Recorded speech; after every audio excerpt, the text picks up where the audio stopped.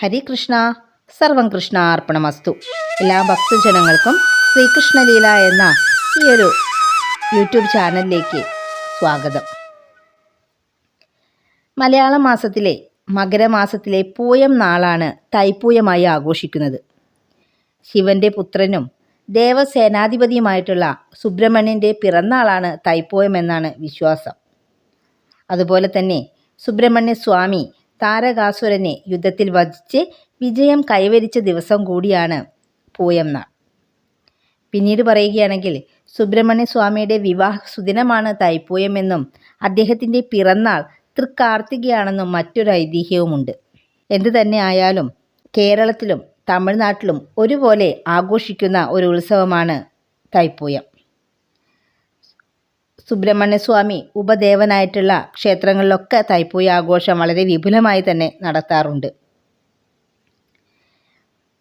ഭഗവാനെ ഏറ്റവും പ്രിയപ്പെട്ട വഴിപാടാണ് കാവടിയാട്ടവും അഭിഷേകങ്ങളും.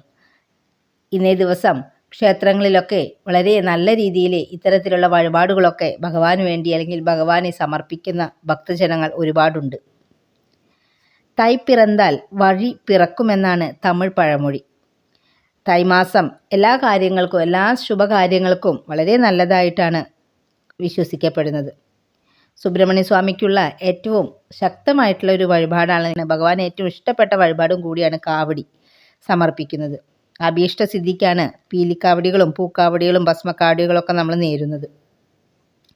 തൈപ്പൂയ ദിനത്തിൽ കാവടി കെട്ടിയാടുന്നത് നമ്മൾ സുബ്രഹ്മണ്യ സ്വാമി ക്ഷേത്രത്തിൽ ചെന്നാൽ ഓരോരുത്തരുടെയും പ്രത്യേകമായിട്ടുള്ള കാവടിയാട്ടം വഴിപാട് നമ്മളവിടെ കാണാറുണ്ട്.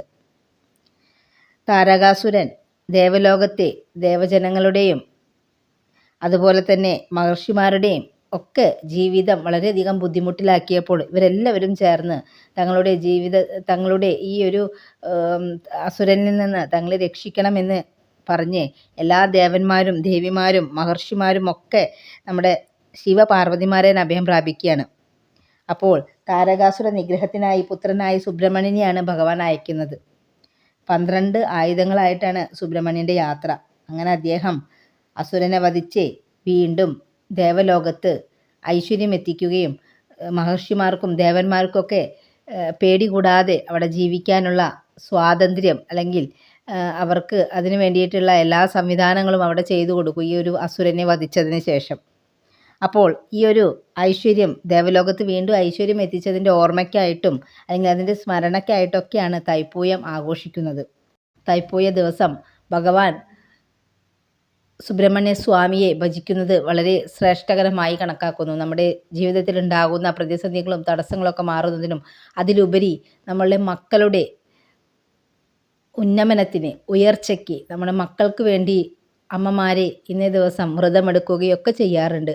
അപ്പോൾ വ്രതമെടുക്കാൻ സാധിക്കുന്നവരാണെങ്കിൽ തൈപ്പൂയത്തിൻ്റെ അന്ന് വ്രതമെടുക്കുക. അത് സാധിക്കാത്തവരെ ഈ ഒരു ഭഗവാന്റെ ഈ ഒരു നാമം ചൊല്ലിയാൽ പോലും വളരെയധികം ഫലം നമുക്ക് ലഭിക്കുമെന്നാണ് പറയുന്നത്. എപ്പോഴും പറയുന്നത് പോലെ തന്നെ കലികാലത്തിൽ നമ്മൾ ജീവിക്കുന്ന ഈ ഒരു കലികാലത്തിലെ നാമജപം മാത്രമാണ് ഏറ്റവും പരമമായിട്ടുള്ള പുണ്യം എന്നാണ് പറയുന്നത്.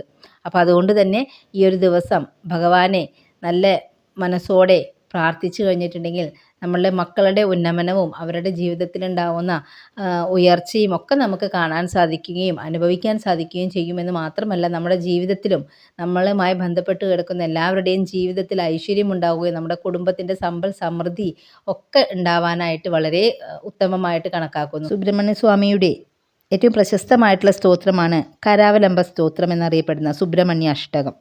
8 ഖണ്ഡങ്ങളുള്ള ഈ ഒരു മനോഹരമായിട്ടുള്ള സ്തോത്രത്തിൽ സുബ്രഹ്മണ്യ ഭഗവാന്റെ ദൈവിക ഗുണങ്ങളും സ്വഭാവവും ഒക്കെ വിശദീകരിക്കുന്നുണ്ട്.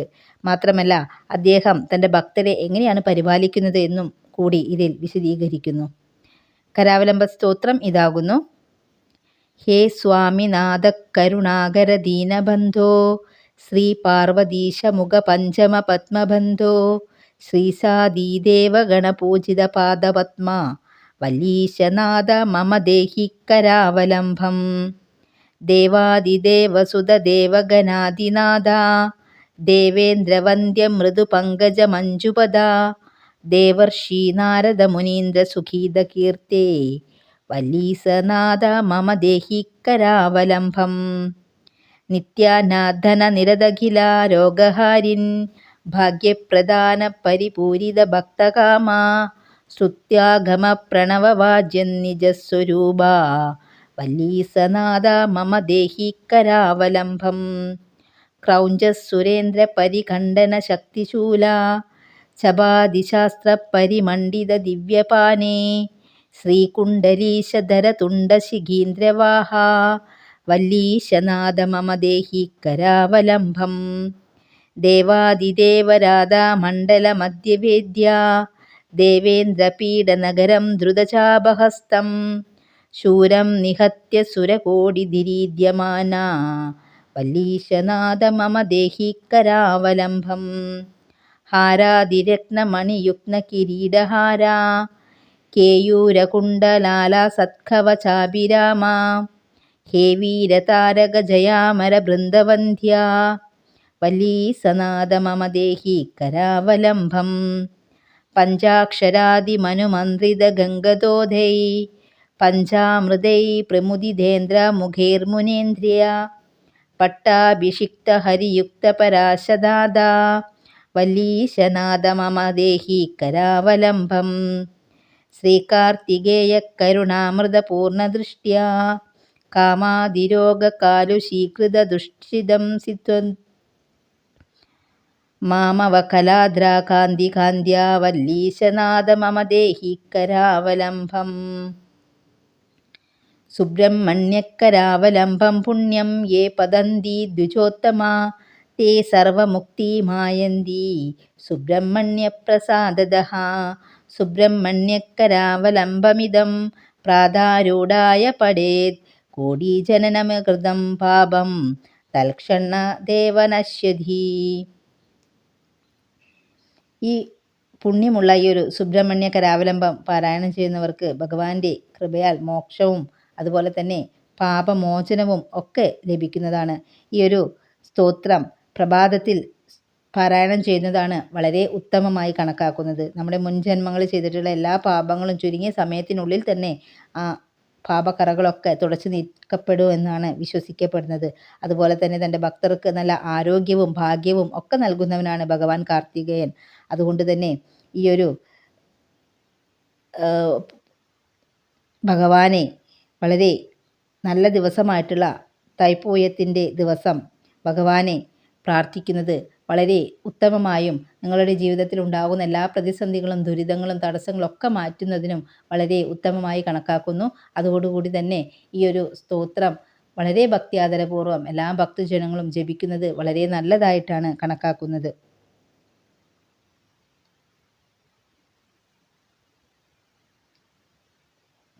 തൻ്റെ ഭക്തർക്ക് നല്ല ആരോഗ്യവും ഭാഗ്യവും ഒക്കെ നൽകുന്നവനാണ് ഭഗവാൻ കാർത്തികേയൻ. പ്രയാസകരമായിട്ടുള്ള സന്ദർഭങ്ങളിലൊക്കെ നമുക്ക് ധൈര്യവും ഊർജവും ഒക്കെ നൽകുന്ന ആളായിട്ടാണ് പുരാണങ്ങൾ കാർത്തികേയനെ സൂചിപ്പിക്കുന്നത്.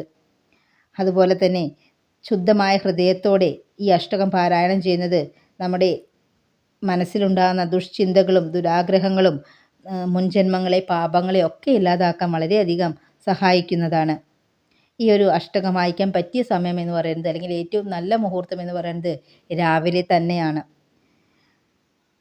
അതിരാവിലെ വായിക്കുന്നത് കൂടുതൽ ഫലപ്രദമായിട്ടാണ് കണക്കാക്കപ്പെടുന്നത്. അപ്പോൾ അതുകൊണ്ട് തന്നെ ഈ വീഡിയോ കേട്ടുകൊണ്ടിരിക്കുന്ന എല്ലാ ഭക്തജനങ്ങളും തൈപ്പൂയ ദിവസം ഭഗവാന്റെ തിരുനാളായിട്ടുള്ള തൈപ്പൂയ ദിവസം അല്ലെങ്കിൽ ഭഗവാന്റെ ആ പുണ്യ ദിവസം നിങ്ങളിൽ ഓരോരുത്തരും ഈ സുബ്രഹ്മണ്യ അഷ്ടകം കേൾക്കുന്നതും അതുപോലെ തന്നെ ജപിക്കുന്നതും വളരെ ഉത്തമമായി കണക്കാക്കുന്നത് കൊണ്ട് തന്നെ എല്ലാ ഭക്തജനങ്ങൾക്കും ഇതിനുള്ള സാഹചര്യം വന്നുകൊള്ളട്ടെ എന്ന് ആത്മാർത്ഥമായി ആശംസിച്ചുകൊണ്ട് ഈ ഒരു ചെറിയ അധ്യായം ഇവിടെ വെച്ച് അവസാനിപ്പിക്കുകയാണ്. ഹരി ഓം.